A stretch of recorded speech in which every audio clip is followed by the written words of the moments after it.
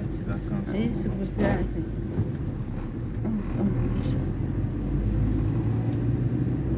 السلام عليكم ورحمة الله وبركاته walaalahayga dhammaantiin waa idin salaamayaa saakay waan daahayo maxalkii maanan aadinin xoogaa adduunyadana hawl aan lagaba baxaynin ilaaha noo yasiro isagaa caadile saaka basaskii madaariska oo shaqaynayaan lee walaalaha maba aadini jaamacadda hadda ha dhigteen jaamacadda soo in la aada maahin maanta khamiis bay ahayd miya macnaha off bay ka dhigteen khamiista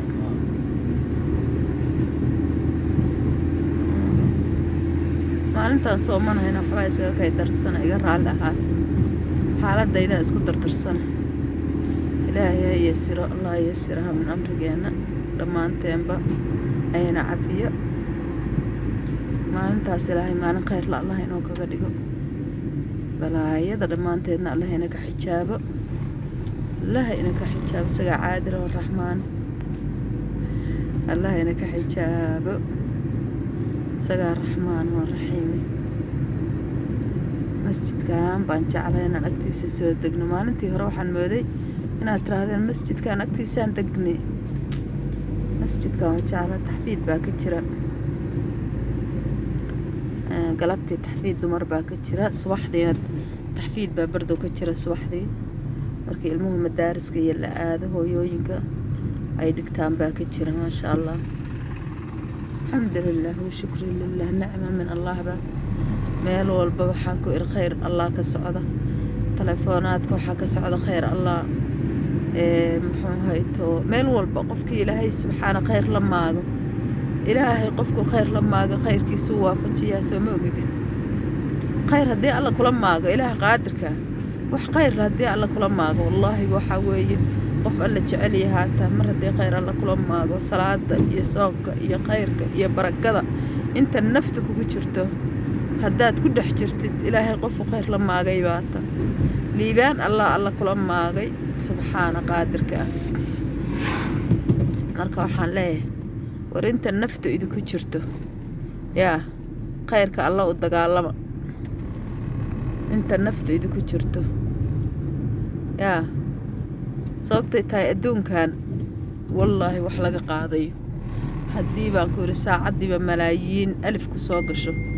wax aad ka qaadaysid ma leh adoo cagacad baad ka tegaysaa subxaana allah aaway waxaad ku dhimanaysay aawo waxaad dhashay aawo wixii kula dhashay aaway wixii ku dhalay adiga iyo camalkaaga ayaa albaabka isu soo garaacaya marka walaalahayga ilaahay subxaana qaadir khayr iyo barako iyo nicmo baan alla inoo weydiiyey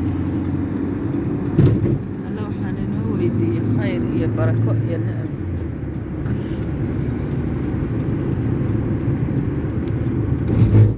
maalin kasta shacnigeeday leedahay